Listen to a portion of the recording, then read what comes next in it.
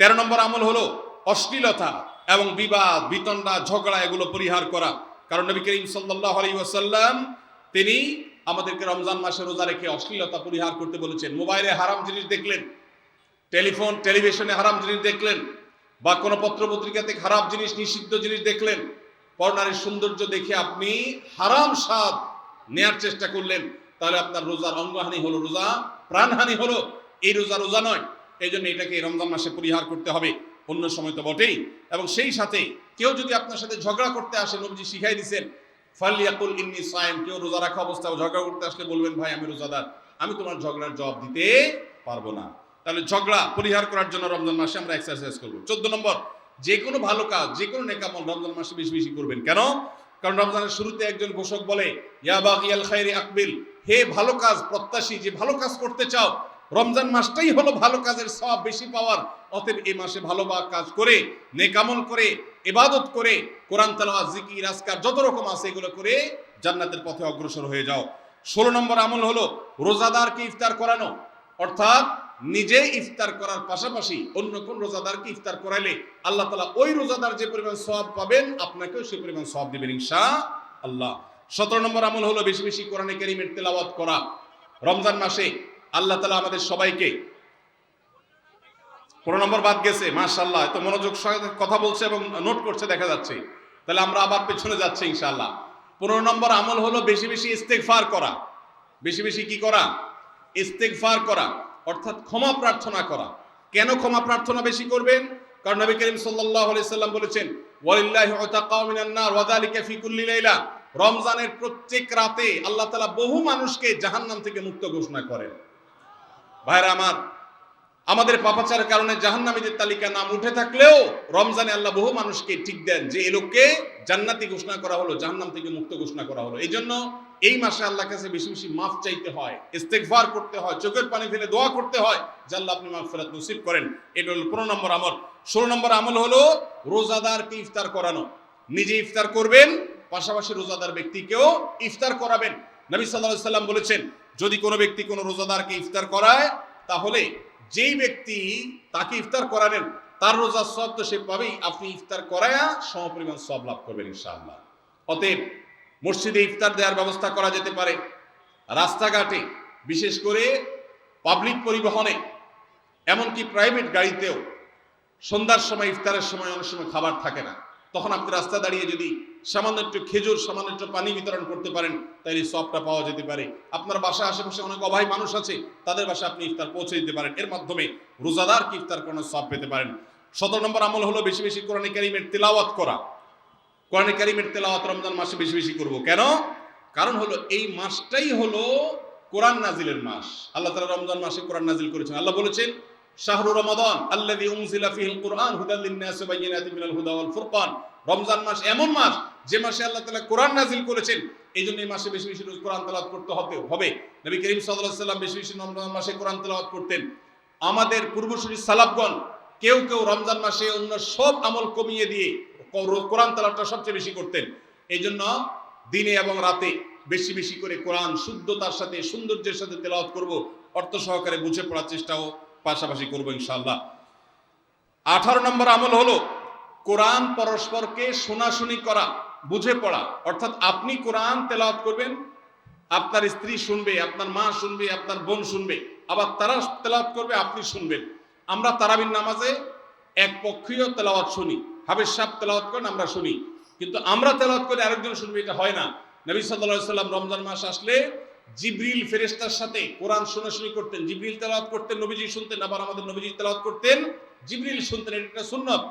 এই সুন্নাতটা বিলুপ্ত হয়ে গেছে, এটা নিয়ে চর্চা নাই।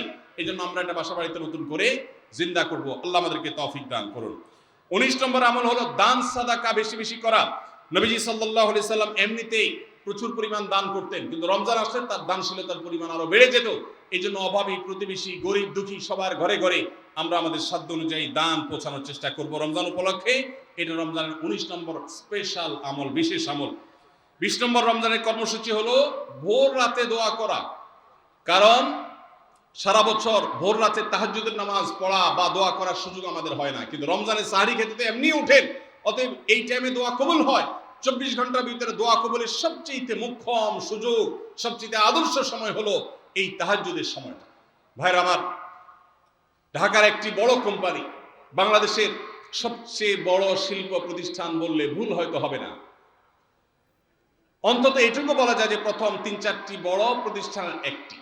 এরকম একটা প্রতিষ্ঠানের একজন কর্মকর্তা বছর 2-3 আগে আমার সাথে হঠাৎ দেখা। তিনি আমাকে দেখে বেশ আবেগ আপ্লুত হলেন এবং অনেকটা জড়িয়ে ধরলেন এবং বললেন, ভাই, আপনার একটি আলোচনা থেকে আমার জীবনের ভিতরে এমন এক পরিবর্তন আসছে যেটা অকল্পনীয়, অভাবনীয়। তো আমি একটু কৌতূহল হয়ে জানতে চাইলাম কোনটা সেটা। তখন তিনি বললেন, ভাই, আমার জীবনে এমন একটা রোগ হয়েছে, যেই রোগ ট্রিটমেন্ট করার জন্য দেশে বিদেশে বিভিন্ন জায়গায় গিয়েছি, কোনো চিকিৎসা এর আমি পাইনি। শেষ পর্যন্ত আশাহত হয়ে চাকরি ছেড়ে দিয়ে, শহর ছেড়ে দিয়ে গ্রামে গিয়ে বসবাস করা শুরু করছি এবং মৃত্যুর জন্য অপেক্ষা করছি। এর মধ্যে আপনার একটা আলোচনার ক্লিপ আমার চোখের সামনে আসলো, সোশ্যাল মিডিয়াতে এটা শুনলাম। সে আলোচনাটা ছিল, আল্লাহর কাছ থেকে অসাধ্য সাধন করার সময় হলো ভোর রাত, তাহাজ্জুদের সময়। আমি এই আলোচনা পুরোটা শোনার পর ওই রাতেই আমি ঘুম থেকে উঠে ভোর রাতে তাহাজ্জুদ পড়ে আল্লাহর কাছে বুক ভাসিয়ে মন ভরে কাঁদলাম, দোয়া করলাম। ওই ভাই বললেন যে আমি এত দোয়া করলাম, দোয়া করতে করতে দীর্ঘ সময় আমি পরিতৃপ্ত হলাম, আমার দোয়া শেষ হয়ে গেল। এরপর দোয়া করে শেষ করার পর ফজর নামাজের সময় হয়ে গেছে, আমার ফিল হলো, অনুভব হলো যে আমার শরীরে আর কোনো রোগ বালাই এখন মনে হয় নাই। এবং তিনি গত 2 দিন আগেও তার সাথে আমি দেখা করলাম ঢাকায়, গতকালকে দেখা করলাম, 2 দিন আগে না, মাত্র 1 দিন আগে দেখা করলাম। তিনি এখন সুস্থ সবল হয়ে আবার তার চাকরিতে ফিরে গিয়ে স্বপদে স্বমহিমায় আছেন। তিনি এক সহকর্মীকে ডেকে আমার সামনে বলছেন, এই তোমরা বলো তো, আমি আগে শারীরিকভাবে বেশি ফিট ছিলাম নাকি এখন বেশি ফিট? তখন তার সহকর্মী আমার সামনে বলছে, স্যার, আপনি আগে অনেক বেশি রাগারাগি করতেন, আপনি হট মেজাজি ছিলেন, অনেক বেশি অসুস্থ হয়ে যেতেন কিছু হলেই, কিন্তু এখন আপনি সে আগের সময়ের তুলনায় অনেক বেশি সুস্থ এবং ফিট। তিনি বললেন, ভাই, ভোর রাতের দোয়ার প্রভাব এত বেশি, তাহাজ্জুদের সময়ের দোয়া এত গুরুত্বপূর্ণ যে এই এক দোয়া আমার জীবনকে আমূল পরিবর্তন করে দিয়েছে। এই জন্য ভাইরা, রমজান মাসে বিশেষ করে যখন তাহাজ্জুদের সময় সাহরি খেতে যখন উঠবেন, সাহরি খাওয়ার পর 10টা মিনিট সময় হাতে রাখেন, বা সাহরি খাওয়ার আগে 10টা মিনিট আগে উঠে উজু করে 2 রাকাত 4 রাকাত নামাজ পড়ে, বা নামাজ পড়ার সময় না থাকলে অন্তত কেবলামুখী হয়ে 2টা হাত তুলে আল্লাহর কাছে একটু চান। নবীজি সাল্লাল্লাহু আলাইহি সাল্লাম বলেছেন, রাতের শেষ প্রহর যখন হয়, দুনিয়ার আসমানে নেমে এসে আল্লাহ বান্দাদেরকে ডেকে ডেকে তাদের প্রত্যেকটা চাওয়া পূরণ করে দেন। এই জন্য ভাইরা, রমজান মাসে সাহরির সময় দোয়া কবুল হয়। রমজান উপলক্ষে বিশেষ করে এই আমলটা, সাহরির সময় আমলটা, আমরা দোয়া করার আমলটা করতে পারি। তাহলে 20 নম্বর আমল হলো তাহাজ্জুদের নামাজ এবং ভোর রাতের দোয়া। এটা অন্য সময় করা যায়, কিন্তু রমজানের সুযোগটা বেশি আসে, সেজন্য এটাকে রমজানের স্পেশাল আমল হিসেবে আমরা উল্লেখ করলাম। আল্লাহ আমাদেরকে সবাইকে তৌফিক দান করুন। সাহরি খেতে উঠলে একটু দোয়া করবো তো ইনশাআল্লাহ, 2-4 মিনিটের জন্য হলে দোয়া করবো, একাকে নির্জনে আল্লাহর কাছে কেবলামুখী হই। এর চেয়ে বড় দুর্ভাগ্যের বিষয় কি আছে যে আল্লাহ চাওয়ার জন্য ডাকছেন আর আমি অবহেলা করে বসে আছি। ভাইরা আমার, 5 ওয়াক্ত নামাজের জন্য মুয়াজ্জিন আপনাকে ডাকে, কিন্তু ভোর রাতে দোয়া কবুলের জন্য স্বয়ং আল্লাহ আপনাকে ডাকে। অতএব সাহরি খেতে উঠলে ভোর রাতে সাহরির সময় একটু দোয়া করবো তো ইনশাআল্লাহ। 21 নম্বর আমল, উমরা করা। যাদেরকে আল্লাহ তৌফিক দিয়েছেন তারা রমজান উমরা করবেন, কারণ নবী করিম সাল্লাল্লাহু আলাইহি ওয়াসাল্লাম বলেছেন, উমরাতুন ফি রমাদান তা'দিলু হাজ্জা। রমজানে কেউ উমরা করলে একটা হজের সওয়াব পায়। কোন কোন হাদিসে আসছে তা'দিলু হাজ্জাতান মাই, নবীজির সাথে হজের সওয়াব পাওয়া যায় রমজানে উমরা করলে। আল্লাহ আমাদেরকে যখন তৌফিক দিবে আমরা তখন সেটা করব ইনশাআল্লাহ। ঠিক আছে না? নিয়ত করেন, দোয়া করেন, আল্লাহ একসময় তৌফিক অবশ্যই দিবেন। 22 নম্বর আমল হলো রমজানের শেষ 10 দিন মসজিদে ইতিকাফ করা। গুরুত্বপূর্ণ একটা পয়েন্ট, মসজিদে ইতিকাফ করা। খুব মনোযোগ দিয়ে শুনি। রাসূল করিম সাল্লাল্লাহু আলাইহি সাল্লাম রমজানের রোজা ফরজ হওয়ার পর থেকে নিয়ে তার মৃত্যু পর্যন্ত একটি বছরের জন্য রমজানের শেষ দশক মসজিদে ইতিকাফ করা ছাড়া ছিলেন না। একবার তিনি মসজিদে ইতিকাফে বসেছেন, কিন্তু ইমার্জেন্সি একটা কাজে মসজিদ থেকে তাকে বের হতে হয়েছে। এই জন্য তিনি পরের বছর 20 দিন ইতিকাফ করেছেন। 10 দিন হলো ওই বছরের, আর 10 দিন হলো আগের বছরে যে ইতিকাফ ভেঙে ফেলেছেন সেটার ইতিকাফের কাজা। তার মানে হলো নবীজির জীবনে কখনো ইতিকাফ এক বছর একটা রমজান মাসেও ছাড়েন নাই। এত গুরুত্বপূর্ণ আমল যে রমজানের এই আমলটা তিনি কখনোই ছাড়েন নাই। দুর্ভাগ্য আমাদের, এখানেও হয়তো বেশিরভাগ মুসলমান আমরা জীবনে একবারের জন্য রমজানের শেষ 10 দিন ইতিকাফ করি নাই। যে আমল নবীজি জীবনে কখনো ছাড়েন নাই সেটা আপনি জীবনে একবারও করেন নাই, এর চাইতে বড় হতভাগা উম্মত আর কি হতে পারে? ভাইরা আমার, 3টি আমলের নগদ তৃপ্তি আমি অন্তত অনুভব করি।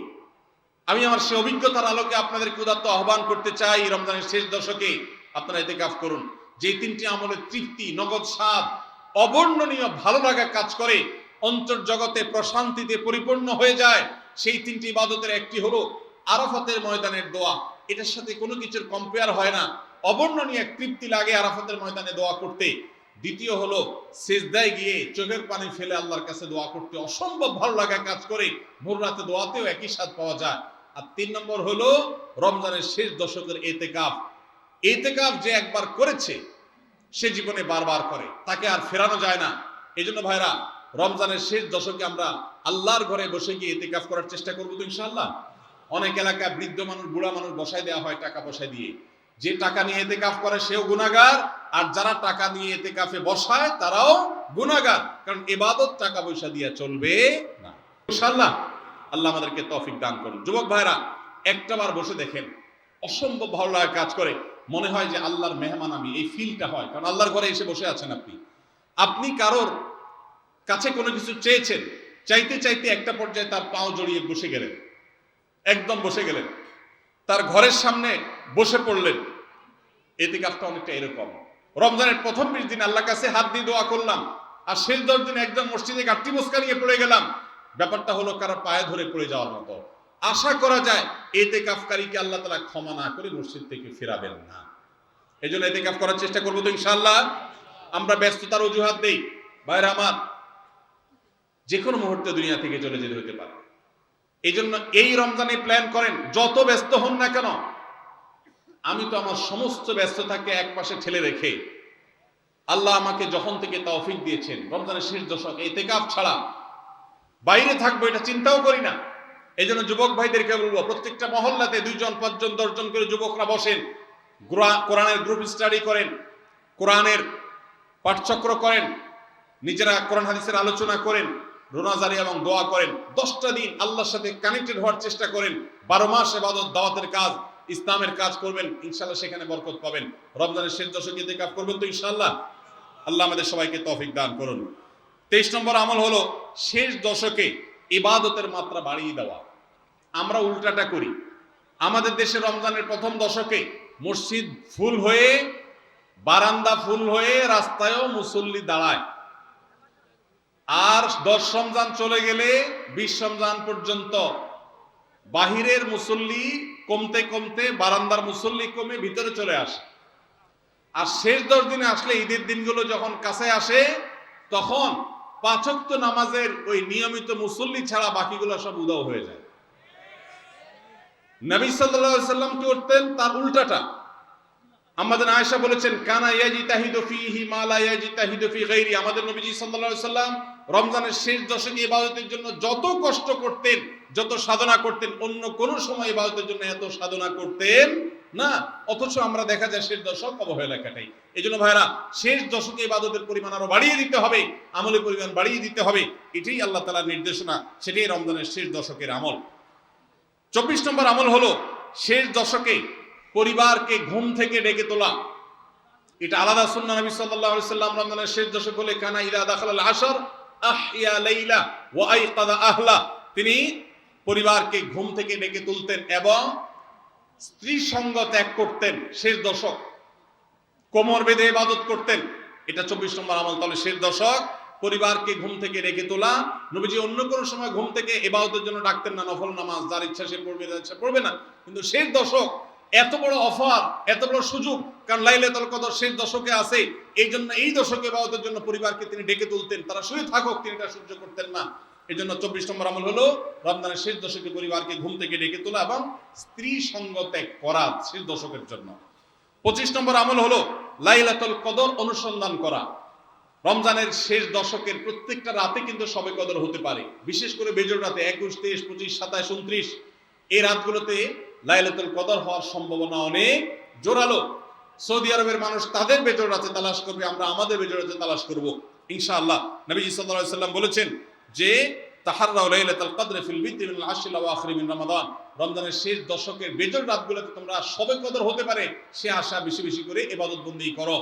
লাইলাতুল কদরের ইবাদতকে আল্লাহ বলেছেন লাইলাতুল কদরি খায়রুম মিন আলফি শাহর, 1000 মাস, 1000 মাস ইবাদত করলে যে সওয়াব পাওয়া যাবে, লাইলাতুল কদরের এক রাতের ইবাদতের সওয়াব তার চাইতে বেশি হবে।